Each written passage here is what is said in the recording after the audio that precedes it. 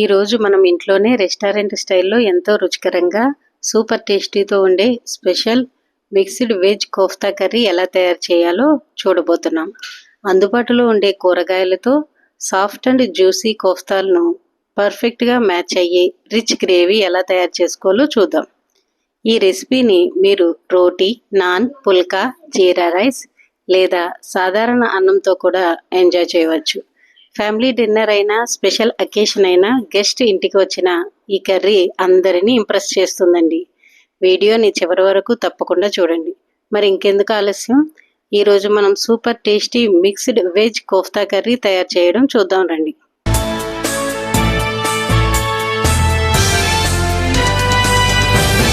అందరికీ welcome to my channel. నేను ఇప్పుడు మిక్స్ వెజ్ కోఫ్తా కర్రీ చేస్తున్నానండి. దానికోసం ఒక పెద్ద బౌల్ తీసుకున్నాను, అలాగే ఒక కప్పు క్యాబేజీ తీసుకున్నాను. దాన్ని ఒక పెద్ద బౌల్లో వేసేసుకుందాము. కలుపుకోవడానికి వీలుగా ఉంది కప్పు ఒకటి తీసుకుందాము. అలాగే క్యారెట్ కూడా వేసుకుందాము. చిన్న చిన్న ముక్కలుగా ఇలా కట్ చేసుకోవాలి. దీన్ని కూడా ఇందులో కలిపేసుకుందాము. అలాగే ఒక క్యాప్సికమ్ తీసుకుని వాటిని కూడా ఇలా సన్నగా చిన్న చిన్న ముక్కలుగా చేసేసుకుందాం. దీన్ని కూడా వేసేసుకుందామండి. ఇందులో ఈ మూడిట్లో వేసుకున్నాక దీనికి సరిపడా ఒక స్పూను ఉప్పు, ఒక స్పూను కారం, మీకు సరిపోయేంత వేసుకుంటాం. మళ్ళీ గ్రేవీలో వేసుకుంటాం కదండి, కొంచెమే వేసుకుందాము. కొంచెం పసుపు, కొంచెం సన్నగా కట్ చేసుకున్న కొత్తిమీర,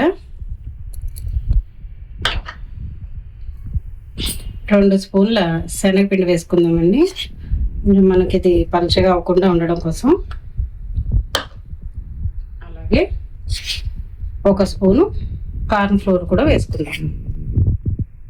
వీటన్నిటిని బాగా కలిసేలాగా కలిపేసుకుందామండి. వీటన్నిటిని ఇలా బాల్స్ లాగా చేసేసుకుందామండి.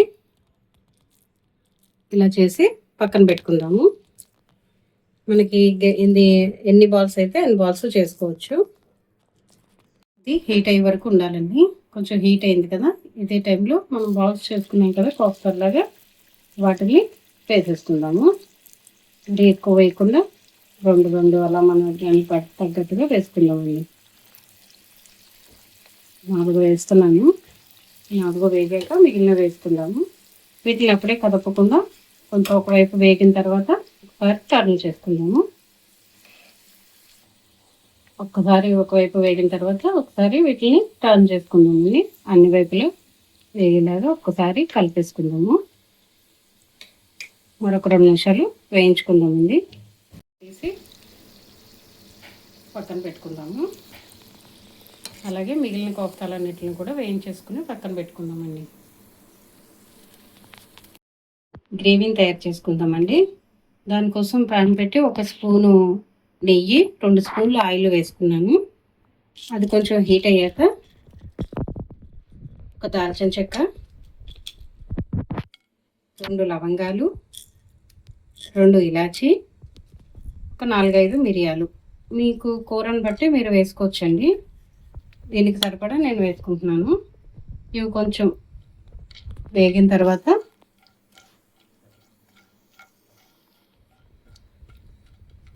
ఇప్పుడు దీంట్లోకి ఒక 2 ఉల్లిపాయలు చిన్న ముక్కలుగా చేసి పెట్టుకున్నాను, అది వేసేద్దామండి.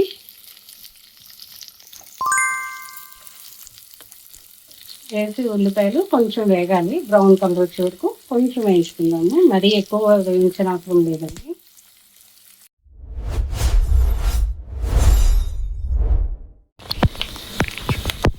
ఈ ఉల్లిపాయలు కొంచెం వేగాయి కదండి, కొంచెం కలర్ వస్తే చాలు మనకి. ఇప్పుడే కొంచెం తీసి పెట్టుకున్న జీడిపప్పును కూడా వేసేసుకుందాము. అలాగే 4 మిరపకాయలు ఇందులోనే వేసుకుంటే మంచి కలర్ వస్తాయండి. ఇలా వేసుకుని ఒకసారి కలిపేసుకొని ఇవి కూడా కొంచెం పచ్చివాసన పోయి వేగే వరకు వేయించుకుందాము. ఇలా వేగిన తర్వాత అదే టైంలో 2 టమాటాలని ముక్కలు చేసి పక్కన పెట్టుకున్నాం కదా, వాటిని కూడా వేసేసుకుందాము. వీటంతటిని ఒకసారి కలిపేసుకుని మూత పెట్టేసి 1-2 నిమిషాలు ఈ గ్రేవీ దగ్గర పడేలాగా చేద్దామండి. గ్రేవీ చూద్దాంలేండి. కొంచెం వేగింది కదా, ఇదే టైంలో పచ్చి కొబ్బరి వేస్తున్నానండి, ఎండు కొబ్బరిని వేసుకోవచ్చు. ఒక పచ్చి కొబ్బరిని కొన్ని 2 ముక్కలు వేసుకుంటున్నాను. కొంచెం గ్రేవీలో వేస్తే టేస్ట్ బాగుంటుంది, గ్రేవీ దగ్గరగా కూడా వస్తుంది. నేను ఒకసారి కలిపేసుకున్నాను. కొబ్బరి ఎక్కువ వేగనవసరం లేదు, ఒకసారి కలిపేసుకున్నాం కదా. ఈ కొబ్బరి టమాటా అంతా వేగింది కదా, ఇదే టైంలో ఇంకా స్టవ్ ఆఫ్ చేసుకుని ఈ గ్రేవీని అంతటిని చల్లగా అయిన తర్వాత గ్రైండ్ చేసుకుందామండి.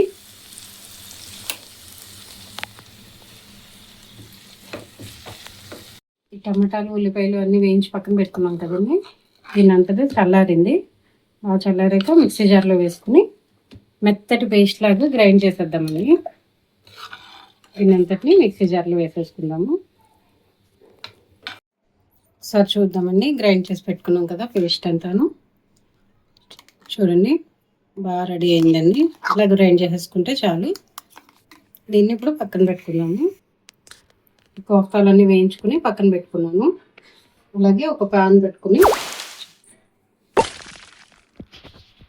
పెట్టుకుందామండి. స్టవ్ వెలిగించుకుని ఆ 2 స్పూన్లు నూనె వేసుకున్నాను. అది కొంచెం హీట్ అయ్యాక 1 స్పూను నెయ్యి కూడా వేసుకుందాము. ఇది కొంచెం కరగాలి.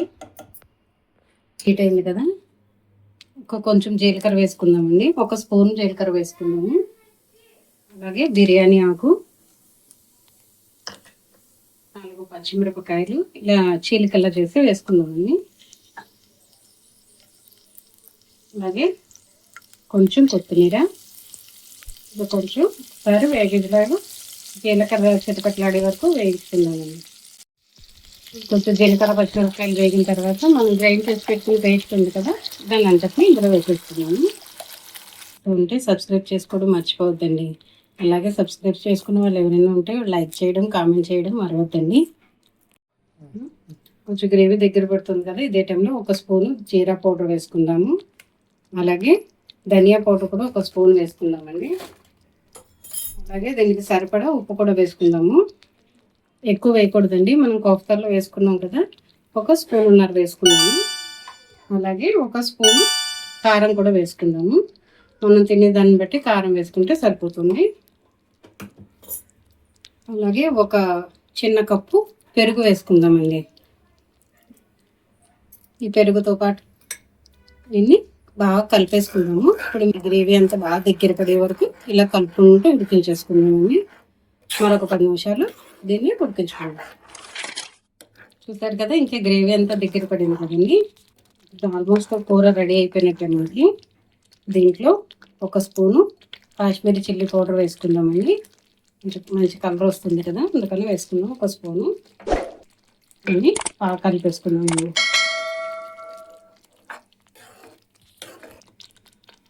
ఇంతేనండి, గ్రేవీ రెడీ అయిపోయింది కదా. నేను ఇప్పుడు ఇంకా దీన్ని సర్వింగ్ బౌల్లోకి తీసుకుంటాను. ఇంతేనండి, చూడడానికి ఎంతో అద్భుతంగా, తినడానికి ఎంతో రుచిగా ఉండే మన mixed veg kofta curry ready అయిపోయింది.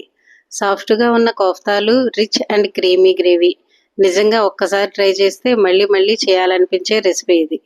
మీరు కూడా ఈ రెసిపీని ఇంట్లో తప్పకుండా ట్రై చేసి ఎలా వచ్చిందో కామెంట్ చేయండి.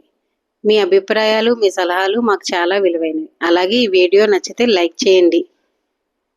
అలాగే మీ ఫ్రెండ్స్తో మరియు ఫ్యామిలీతో షేర్ చేయండి. Thank you for watching.